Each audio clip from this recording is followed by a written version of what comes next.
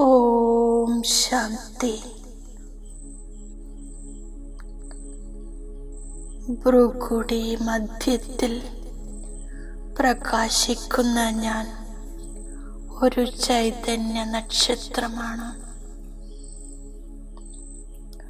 ഈ സ്ഥൂലദേഹത്തിൽ നിന്നും ഡിറ്റാച്ചായി ഭ്രുകുടിയിൽ നിന്നും പുറത്തു വന്നു ഞാൻ പറന്നുയർന്ന് സെക്കൻഡിൽ എൻ്റെ നിജധാമത്തിൽ എത്തിച്ചേരുന്നു. എൻ്റെ വീടായ പരമധാമത്തിൽ എൻ്റെ ഒറിജിനൽ അനാദി സ്വരൂപത്തിൽ ഞാൻ സ്ഥിതി ചെയ്യുന്നു. ഈ അവസ്ഥയിൽ എൻ്റെ നിജി ഗുണങ്ങൾ ഇമർജാകുന്നു. ശാന്തി, പവിത്രത, ശക്തി, ജ്ഞാനം, സുഖം, പ്രേമം, ആനന്ദം, ഇതെല്ലാം ഞാൻ ആത്മാവിൽ നിറഞ്ഞിരിക്കുന്ന അനുഭവം ചെയ്യുന്നു.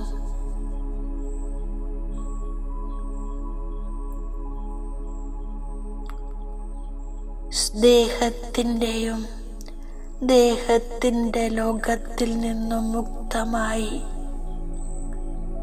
മുക്തിധാമത്തിൽ ഞാൻ ഒരു ദിവ്യ നക്ഷത്ര സമാനം പ്രകാശിച്ചു കൊണ്ടിരിക്കുകയാണ്. ഇത് ചൈതന്യ നക്ഷത്രങ്ങളുടെ ലോകമാണ്.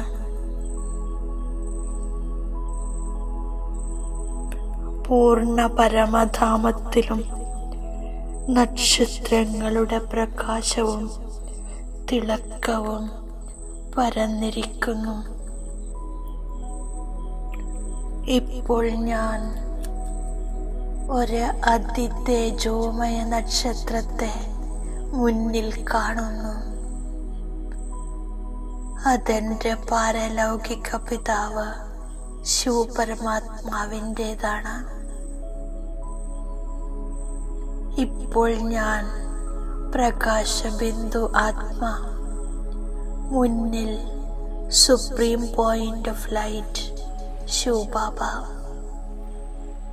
ബാബയിൽ നിന്നും പുറപ്പെടുന്ന പവിത്രതയുടെ കിരണങ്ങൾ സ്വയം തന്നിൽ ഞാൻ സമാവേശമാക്കുന്നു. പവിത്രതയുടെ ശക്തിയിൽ സമ്പന്നമായി പരമധാമത്തിൽ നിന്നും താഴേക്കിറങ്ങി ഞാൻ ആത്മാ ഈ പരിധിയില്ലാത്ത സൃഷ്ടി രംഗമഞ്ചത്തിൽ പ്രവേശിക്കുന്നു.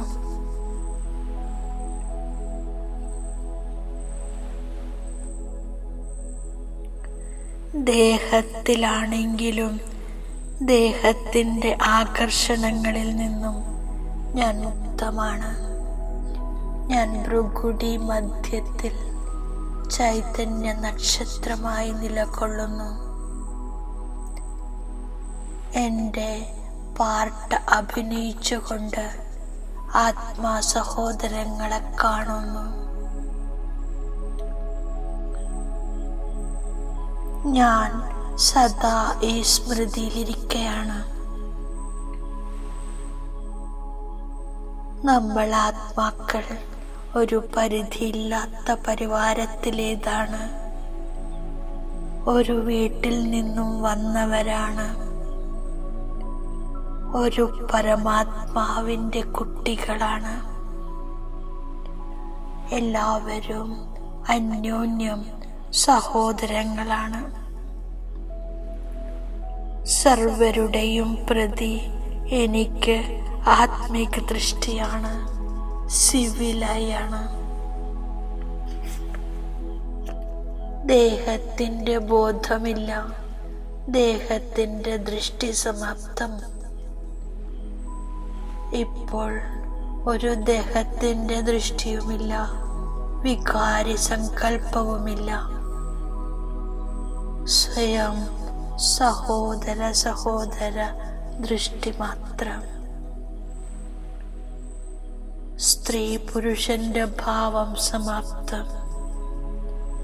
ദേഹത്തിന്റെ സ്മൃതി, ദേഹത്തിന്റെ സംബന്ധികളുടെ ഓർമ്മയുമില്ല. ദേഹി അഭിമാനി സ്ഥിതി പൂർണ്ണമായും ഉറപ്പായി സിവിലയാകുന്നു. കർമാതീത അവസ്ഥയിലിരിക്കുന്നു. ഇപ്പോൾ ഞാൻ നടക്കുമ്പോഴും കറങ്ങുമ്പോഴും കർമ്മം ചെയ്യുമ്പോഴും ആത്മിക് സ്ഥിതിയിലാണ്. ദേഹി അഭിമാനിയാണ്. സ്വയം തന്നെ ബുദ്ധിയാകുന്ന നേത്രത്തിലൂടെ മസ്തകത്തിൽ പ്രകാശിക്കുന്ന നക്ഷത്രമായി കാണുന്നു. ആരെ കാണുമ്പോഴും ദേഹത്തെ നോക്കാതെ മസ്തകത്തിൽ പ്രകാശിക്കുന്ന മണിയെ കാണുന്നു. ഞാൻ സർവരെയും സഹോദരന്റെ രൂപത്തിൽ കാണുന്നു. അവരുടെ ദൃഷ്ടി, സ്ഥിതി, വൃത്തി എല്ലാം പരിവർത്തനപ്പെടുത്തുന്നു. ഞാൻ ഭാവിയിൽ സിവിലായിട്ട് ദേവതയാകുന്നു. എൻ്റെ അനാദിയായ സംബന്ധം സഹോദരൻ്റേതാണ്. സഹോദരങ്ങളുടെ ഇടയിൽ വികാരി ദൃഷ്ടി ഉണ്ടാവില്ല. പൂർണ്ണമായും നിർവികാരി ദൃഷ്ടിയുള്ളവർ അഷ്ടരത്നങ്ങളായി മാറുന്നു. കർമാതീത അവസ്ഥ പ്രാപ്തമാക്കുന്നു. അഷ്ടരത്നങ്ങളായി മാറുന്നവർ ദൂരാന്തേശി ബുദ്ധിയുള്ളവരായതിനാൽ സഹോദരങ്ങളാണെന്നുള്ള സ്മൃതി സദാ ഉണ്ടാകുന്നു. ശുദ്ധമായ സംബന്ധത്തിന്റെ സ്മൃതി ഉണ്ടാകുന്നു. ഞാനാത്മാവ് അനാദി ബാബയുടെ കുട്ടിയാണ്. പരംപിത പരമാത്മാവാണ് സുപ്രീം സോൾ. ഞാൻ പുരുഷോത്തമ സംഗമയുഗി നിവാസിയാണ്. ഞാനിപ്പോൾ സത്യയുഗത്തിലേക്ക് പോകാനുള്ള പുരുഷാർത്ഥം ചെയ്യുന്നു. പവിത്രമാകാനുള്ള പുരുഷാർത്ഥം ചെയ്യുന്നു. ക്രിമിനൽ ദൃഷ്ടി ഇല്ലാതായി പക്കായായ നിർവികാരി ദൃഷ്ടി ഉണ്ടാക്കുന്നു. അതിനെയാണ് കർമാതീത അവസ്ഥയെന്ന് പറയുന്നത്. ഇവിടെ ജ്ഞാനമാകുന്ന വാൾ നടുവിൽ വെച്ച് പവിത്രമായിരിക്കാനുള്ള പ്രതിജ്ഞ ചെയ്യുന്നു. പൂർണ്ണമായ സിവിൽ ദൃഷ്ടി എപ്പോൾ ഉണ്ടാകുന്നുവോ അപ്പോഴേ വിജയം നേടാൻ സാധിക്കൂ. ഒരു വികാരിയായ സങ്കല്പം ഉണ്ടാകരുത്. ഞാൻ വിശ്വത്തിന്റെ അധികാരിയായിരുന്നപ്പോൾ ബൃഹസ്പതി ദശയായിരുന്നു. ഇപ്പോൾ രാഹുവിന്റെ ദശയാണ്. അതിനാൽ ഞാൻ കക്കയ്ക്ക് തുല്യമായി മാറി. ബാബ വിശ്വത്തിന്റെ രാജധാനിയുടെ അധികാരിയായി മാറ്റുകയാണ്. നമ്പർ വൈസ് പുരുഷാർത്ഥമനുസരിച്ച് എല്ലാവരും ബൃഹസ്പതി ദശയിലേക്ക് പോകും, സ്വർഗത്തിലേക്ക് പോകും. പിന്നീട് പഠിപ്പനുസരിച്ച് ഉയർന്ന പദവി നേടും. മുള്ളുകളിൽ നിന്നും പുഷ്പങ്ങളായി മാറാൻ വളരെയധികം പുരുഷാർത്ഥം ചെയ്യുന്നു. കാമത്തിനു മേലെ വിജയം നേടുമ്പോൾ ജഗത് ചീത്തായി മാറുന്നു. ആരാണോ പവിത്രമായി മാറിയത് അവർക്ക് ബാബയുടെ ആകർഷണമുണ്ടാകുന്നു. ഞാൻ പുതിയ ലോകത്തിലേക്ക്, ശിവാലയത്തിലേക്ക് പോകാനുള്ള പുരുഷാർത്ഥം ചെയ്യുകയാണ്.